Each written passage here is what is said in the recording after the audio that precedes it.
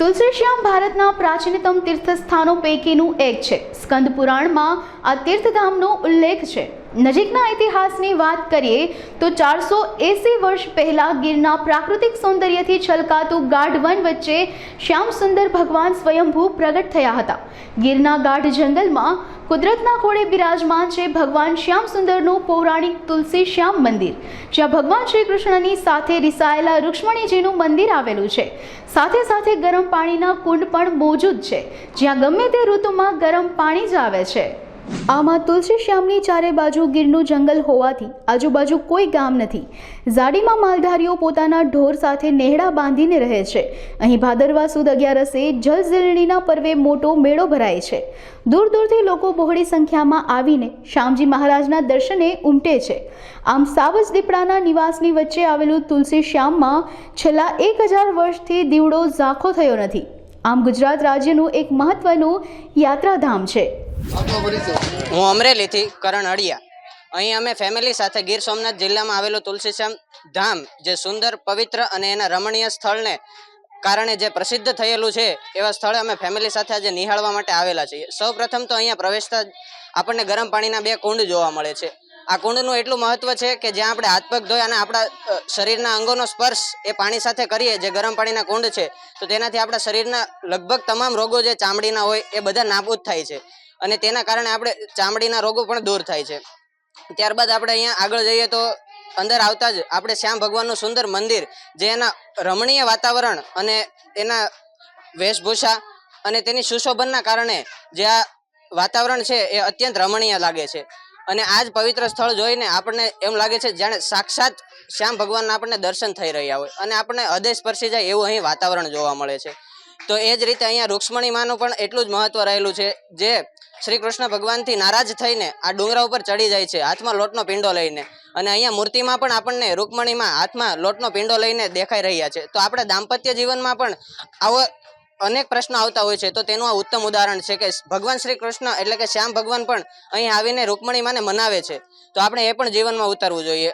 અને અહીંયા વાતાવરણ પણ એટલું સુંદર છે અને ભક્તિમય છે, અને અનેક શ્રદ્ધાળુઓ અહીંયા આવી રહ્યા છે અને પોતાને ભક્તિ કરી રહ્યા છે. તો આપણે પણ એટલી જ કે અહીંયા બધા આવો, આ રમણીય વાતાવરણનો આનંદ લ્યો, એ જ ભગવાનને પ્રાર્થના. જય શ્યામ. આ જગ્યામાં વિષ્ણુ મંદિર આવેલું છે. તે ઉપરાંત રૂક્ષ્મણીજીનું મંદિર છે, જે 400 પગથિયા ચડીને ડુંગરા પર આવેલું છે. દુધાધારી મહારાજે ખૂબ જ તપશ્ચર્યા કરી હતી, જે દરમિયાન ભગવાને સ્વપ્નમાં આવીને દર્શન દઈને મહારાજને કહ્યું કે મારી આ જગ્યાએ ખંડિત મૂર્તિને તું પુનઃ પ્રતિષ્ઠિત કરજે, જેથી ત્યાં ખોદકામ ચાલુ કરાવ્યું હતું. તેમાંથી નીકળેલ મૂર્તિની જુગલ રાયચંદ નામના ભક્ત દ્વારા આ મંદિર બનાવવામાં આવ્યું હતું. આ મંદિર સાથે ગરમ પાણીના કુંડ પણ બાંધવામાં આવ્યા હતા, જે આજે પણ છે. મારું નામ હડિયા નરસિંહભાઈ. સુરતથી અમે આવેલા છીએ પર્યટન માટે. તો ખરેખર જે ગીર સોમનાથનું જે સ્થળ પવિત્ર કહી શકાય એ જિલ્લાની અંદર, અને તે નામ પ્રખ્યાત લગભગ કોઈ જગ્યા પણ એવી નહીં હોય કે કોઈ લોકોને એનો પરિચય નહીં હોય એવું. તે એટલે શ્યામ બાપાનું મંદિર, તે એટલે તુલસી શ્યામ, જે ધામ તરીકે ઓળખાય. અને ભાવિક ભક્તો અહીં ખરેખર આવા પ્રકૃતિ વાતાવરણની અંદર જ્યારે માણસ એ નિહાળતો હોય અને શ્યામ ભગવાનના દર્શન કરવા માટે સૌ પ્રથમ તો પહેલાં 2 કુંડોના દર્શન કરી, અને એ પણ ગરમ પાણીના, પ્રકૃતિના, એટલે કે ભગવાને ખરેખર પોતાનું સૌંદર્ય અહીં ખોબે ને ઢોબે ઠાલવેલું છે. આવું પવિત્ર અને રમણીય સ્થળ, અને એ સ્થળની અંદર કુંડની અંદર સ્નાન કરીએ તો મન પવિત્ર થાય, શરીર પવિત્ર થાય, શરીરના રોગો પણ ન ખબર પડતા ખરેખર નષ્ટ થાય છે.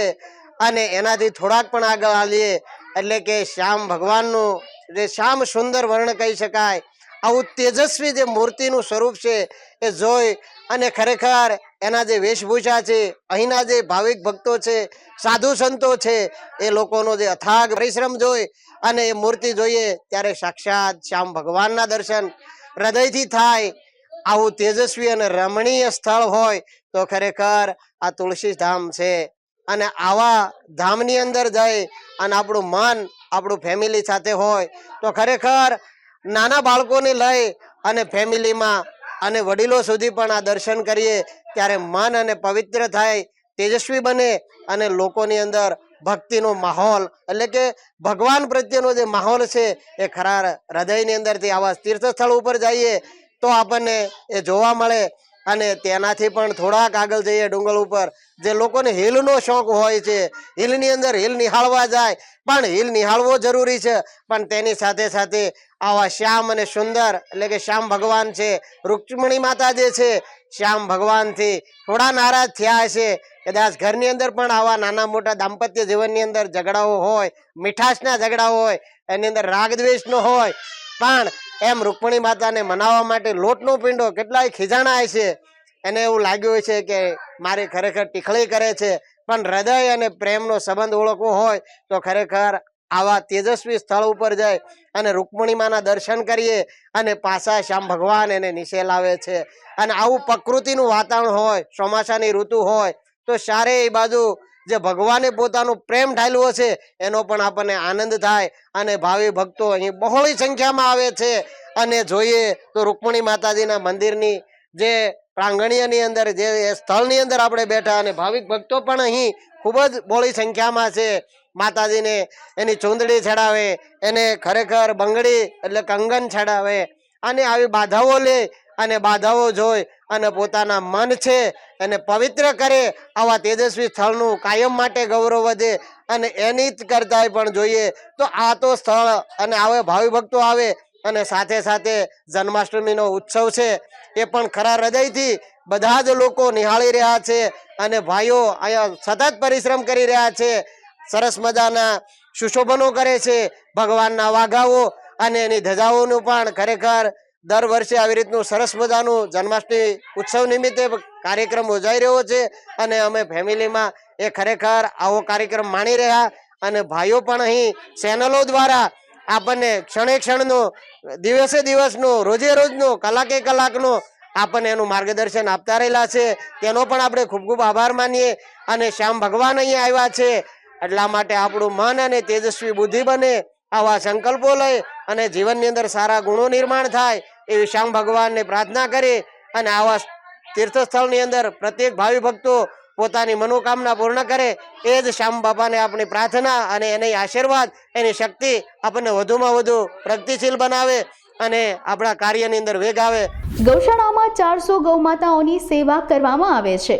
જો તરફ લીલાછમ વનરાઈઓ ધરાવતા આ પવિત્ર ધામનું પ્રાકૃતિક સૌંદર્ય મન મોહી લે તેવું છે. હજારો પક્ષીઓનો કલબલાટ અને હરણાઓની ઉછળકૂદ અહીં નિહાળવા મળે છે. સાંજ પડતા સાવજો પણ પ્રભુજીના દર્શન કરવા આંટો મારી જાય છે. ભગવાન શ્યામ સુંદર કાઠીઓના ઈષ્ટદેવ છે. બાબરિયાવાડના કાઠી સમાજના સભ્યોનો આ ધર્મસ્થાનકના વિકાસમાં સિંહ ફાળો છે. મારું નામ અજય છે અને હું સુરતથી આવ્યો છું. તુલસી શ્યામના દર્શન માટે જ આવ્યો છું અહીંયા. એટલે હાલમાં હું અત્યારે અહીંયા રક્ષાબંધન કરવા મારી બહેનની ત્યાં આવ્યો હતો. પછી તુલસી શ્યામ મને આવવાનું મન થયું તો હું દર્શન માટે આવ્યો છું. કહેવાય છે તુલસી શ્યામ આપણે તીર્થધામ સરસ છે. એને એવું કહેવાય છે રૂક્ષ્મણીજી રિસાઈને આપણે ડુંગરા ઉપર ગયા હતા તે કૃષ્ણ ભગવાન આવ્યા હતા. અને આપણે ગરમ પાણીના કુંડ છે. ગરમ પાણી કુંડની વિશેષતા એવી છે કે ત્યાં તમે દર્શન કરો, સ્નાન કરો કે તમારે જે પણ ચામડીના રોગો હોય બધા સારા થઈ જાય છે. અને માનો કે એમ કુદરતની આ ખોળે તમે આવો ને એક અલગ જ અનુભવ થશે તમને. એકદમ ગીર વિસ્તારમાં તમે આવો એની મુલાકાત લેવી જ હોય છે એકવાર. લાગે એમ સાક્ષાત ક્યાંય છે કાંઈ વસ્તુ એમ ખરેખર. હું અડિયા આશી સુરતથી. આજ રોજ અમે સૌ ફેમિલી સાથે ગીર સોમનાથ જિલ્લાની અંદર આવેલું સરસ મજાનું તેજસ્વી અને રમણીય સ્થળ એટલે કે તુલસી શ્યામ ત્યાં અમે આજે ફરવા માટે આવ્યા છીએ. અને અમે સૌ પ્રથમ જોયું કે નીચે અહીંયા તુલસી શ્યામ ની અંદર નીચે ગરમ પાણીના 2 કુંડ આવેલા છે. ત્યાં અમે સરસ મજાના ફેમિલી સાથે હાથ પગ ધોયા. અને એવું માનવામાં આવે છે કે ત્યાં આપણે તે પાણીમાં હાથ પગ ધોવાથી આપણા શરીરના ચામડીના રોગો તમામ નાશ થાય છે. ત્યાર પછી આપણે જોઈએ કે શ્યામ સુંદર ભગવાનનું સરસ મજાનું અહીંયા મંદિર આવેલું છે. ત્યાં આપણને કદાચ એવી અનુભૂતિ થાય છે કે સાક્ષાત શ્યામ ભગવાન આપણી સમક્ષ જ ઊભા છે એમ. એટલું સરસ મજાનું સુંદર અને રમણીય તેજસ્વી વાતાવરણ અત્રે છે.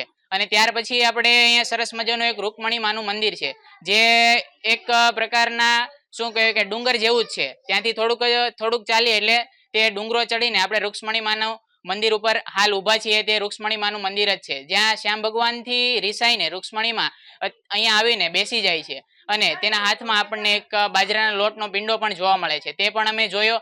અને આજે આવા સરસ મજાના આ સુંદર રમણીય વાતાવરણની અંદર અમે સહ ફેમિલી મજા માણી રહ્યા છીએ, આનંદ માણી રહ્યા છીએ. અને સૌથી મહત્વની વાત હોય તો કે અહીંયા તુલસી શ્યામનો ગ્રેવિટી પોઈન્ટ, જે અહીંયા થોડોક જ આ મંદિરથી થોડાક આગળ જઈએ ત્યાં જ આવેલો છે. ત્યાં એવું માનવામાં આવે છે કે જેમ પૃથ્વી ઉપર જે આ ગુરુત્વાકર્ષણ બળ છે તે જગ્યાની અંદર સૌથી ઓછું છે. એટલે કોઈ પણ ગાડી હોય તો એને આપણે બ્રેક કરી દઈએ અને બંધ કરી દઈએ તો એ ગાડી ઓટોમેટિક આમ ઉપર ઢાળ ઉપર ચાલવા લાગે છે. તે અનુભવ પણ અમે આજે કર્યો છે અને ખૂબ ખૂબ મજા કરી છે. અને તમારે પણ જો આવી મજા કરવી હોય તો તુલસી શ્યામની જરૂરથી જરૂર મુલાકાત લેજો.